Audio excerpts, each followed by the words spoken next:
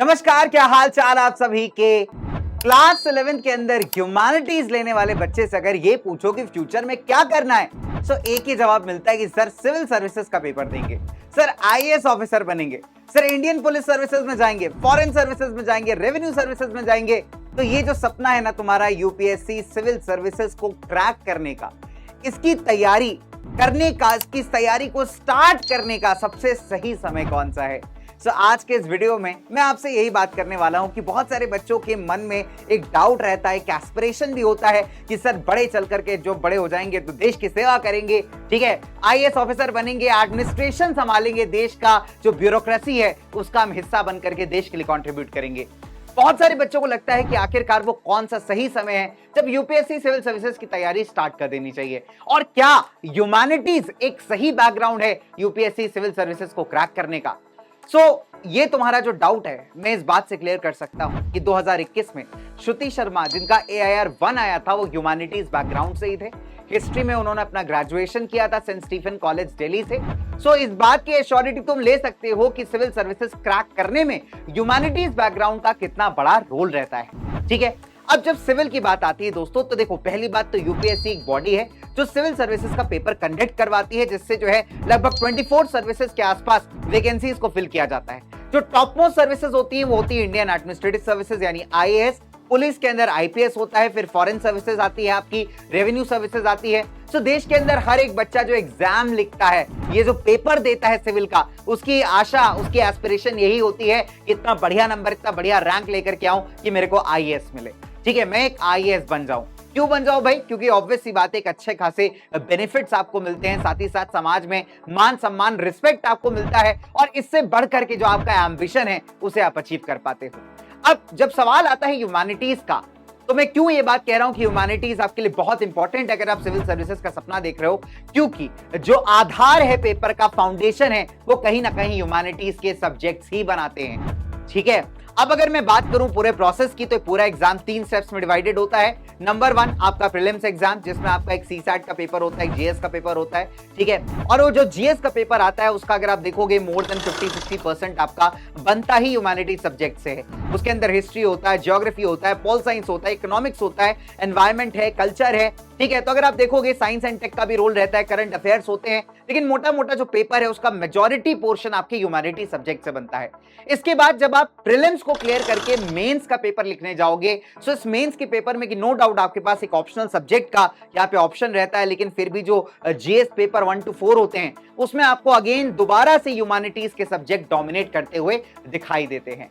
और फिर जब आप इंटरव्यू के लिए जाते हो और अगर आपने कुछ अच्छा अचीव किया है अपने कॉलेज टाइम पे, तो वो भी एक बहुत बड़ा रोल प्ले करता है जब उस पैनल के सामने आप बैठते हो, ठीक है। क्योंकि आपको देश चलाना है, तो देश के बारे में अगर आपको नहीं पता होगा, आप देश की राजनीति नहीं जानते, देश का इतिहास नहीं जानते, देश का ज्योग्राफी नहीं जानते, तो रियल टाइम प्रॉब्लम्स को सॉल्व कैसे करोगे। इसीलिए ह्यूमैनिटीज बन जाता है एक बहुत ही इंपॉर्टेंट, कह सकते हैं, तुम्हारा कंपेनियन, अगर तुम ये ड्रीम देख रहे हो तो। अब सवाल उठता है कि सर क्या क्लास 11th से हमें तैयारी स्टार्ट कर देनी चाहिए?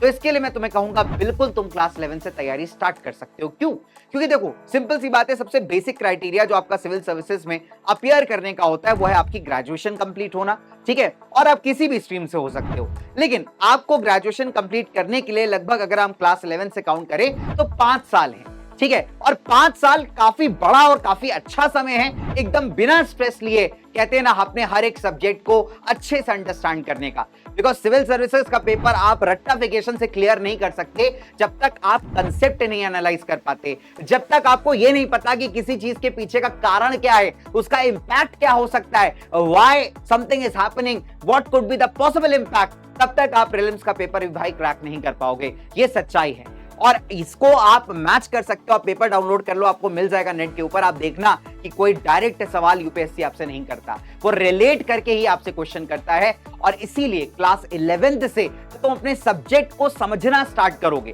क्योंकि यूपीएससी के लिए कहा जाता है जो भी आपको पढ़ाएगा, आगे चल के आप डेडिकेटेड बैच भी पढ़ोगे, वहां पे आपकी शुरुआत एनसीईआरटी से ही करवाई जाएगी। तो जब आपके पास मौका है क्लास 11th और 12th के एनसीईआरटी को मास्टर करने का, तो क्यों ना अभी से स्टार्ट किया जाए। क्लास 11 के एनसीईआरटीज आपका बेस बनाते हैं। कई बार देखा गया है कि इवन मेंस के अंदर जो पेपर आता है आपका ऐसे राइटिंग वगैरह का है ना, प्रॉपर जीएस का पेपर आता है, उसमें कई सारे ज्योग्राफी वगैरह के क्वेश्चंस जो है क्लास 11 के एनसीईआरटीज से आए। सो क्लास 11 और 12 के एनसीईआरटीज बहुत इंपॉर्टेंट है। तुम्हारे पास पूरा समय है, आराम से अपनी एनसीईआरटीज को मास्टर करो, क्लास 11 के कंसेप्ट को मास्टर करो और धीरे धीरे करके जब एक आदत बनाओगे, वो आदत तुम्हें तुम्हारा सपने को अचीव करने में बहुत मदद करेगी। दूसरा है अपने जीवन में एक हैबिट बिल्डिंग करना। कैसी हैबिट सर? पहली हैबिट आपके न्यूज़पेपर्स को रीड करने की। यहां पे तुम्हें कोई नोट्स नहीं बनाने उसके बैठ करके, तो ही तुम्हें रट्टा नहीं लगाना न्यूज़पेपर का। न्यूज़पेपर में जो एडिटोरियल्स आते हैं, कौन सा न्यूज़पेपर पढ़ें सर? आसान न्यूज़पेपर से स्टार्ट करिए। आपको लगता है the times of India easy है, आपको लगता है द ट्रिब्यून इजी है, द इंडियन एक्सप्रेस इजी है, आप इन पेपरों से स्टार्ट करें। जब आप इसमें परफेक्ट हो जाए, आपको पढ़ने में मजा आने लगे, तब आप द हिंदू की तरफ जा सकते हैं, जो कि कहते हैं ना कि मोस्ट सजेस्टेड पेपर माना जाता है सिविल सर्विसेज के लिए। लेकिन टफ है उसकी लैंग्वेज, तो एकदम से शायद आपको समझना है, तो बेहतर है कि न्यूज़पेपर को एक हैबिट बनाइए। सुबह की चाय पी रहे हैं, दूध पी रहे हैं, जो भी आपको लगता है सुबह का 10-15 मिनट है, उसमें आप जो है मोबाइल देखने के बजाय एक न्यूज़पेपर को दीजिए। ठीक है, न्यूज़पेपर पढ़ना स्टार्ट करिए, एक आदत में आ जाएगा, तो आपको एक्स्ट्रा एफर्ट नहीं लगाना पड़ेगा। आपके आसपास क्या चीजें चल रही हैं, जिसको हम करंट अफेयर्स कहते हैं, उसको अपने जीवन के अंदर लेकर के आइए। बहुत इंपॉर्टेंट है ये चीज। ठीक है, कि आपके आसपास क्या हो रहा है उससे अवेयर रहिए। आपके स्कूल में मान लीजिए कोई डिबेट्स होती है चीज के रिगार्डिंग, उसमें पार्टिसिपेट करिए, इससे आपकी पर्सनालिटी भी काफी डेवलप होगी। तो कहते हैं ना दोस्तों कि सिविल सर्विसेज के अंदर आपकी सिर्फ किताबी नॉलेज चेक नहीं की जाती, आप कितना अवेयर हो अपनी सराउंडिंग से, ये भी चेक किया जाता है। तो ये कैसे बनेगा? एक हैबिट से बनेगा। बाय द टाइम 5 साल बाद जब तुम सिविल सर्विसेज का पेपर लिखने जा रहे होगे, तुम्हारे पास ह्यूमैनिटीज की पावर होगी, तुम्हारे पास एक न्यूज़पेपर रीडिंग की हैबिट होगी, करंट अफेयर्स की हैबिट होगी। तो कहते हैं ना कि तुम्हारा जो पूरा फोकस है वो स्क्रैच से स्टार्ट नहीं करना पड़ेगा। तुम ऑलरेडी 80% तैयारी के साथ खड़े होगे, 20% तुम्हें प्रैक्टिस चाहिए होगी, जो आगे चल के मॉक टेस्ट एंड ये टेस्ट सीरीज वगैरह लगा करके आ जाएगी। हो सकता है अपने पहले अटेम्प्ट के अंदर ही तुम सिविल सर्विसेज को क्रैक कर पाओ, लेकिन किसी भी बड़ी चीज की तैयारी स्टार्ट होती है आज से और अभी से। तो जरूरी है कि क्लास 11 को एक स्ट्रक्चर्ड वे में आगे लेकर के जाना। अब देखो, यूं तो यार बहुत सारा फ्री कंटेंट अवेलेबल है, लेकिन फिर भी मैं कहूंगा कि जब कभी भी पढ़ाई की बात आए और स्ट्रक्चर्ड पढ़ाई की बात आए, तो एक बैच से बढ़िया कुछ नहीं हो सकता।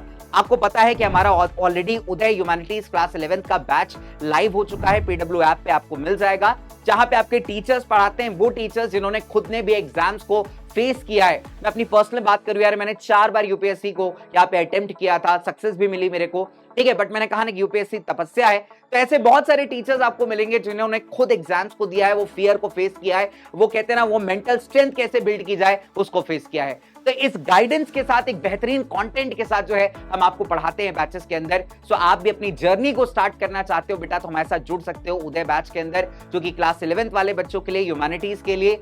और अपने सपने को डे बाय डे बिल्ड करो। कहा जाता है कि Rome was not built in a day. ऐसे ही तुम्हारा सपना सिर्फ एक दिन में नहीं बिल्ड किया जा सकता, डे बाय डे उस पर काम करोगे तो डेफिनेट सी बात है पहले अटेम्प्ट में भी तुम क्रैक कर सकते हो। Everything is possible if you wish to do so. तो मैं मिलता हूं आपसे किसी और फ्रूटफुल वीडियो में। आई होप आपके लिए कुछ वैल्यू में ऐड कर पाया हूंगा। कुछ डाउट्स हो तो कमेंट सेक्शन में जरूर बताना। बाय बाय गाइस, नमस्कार।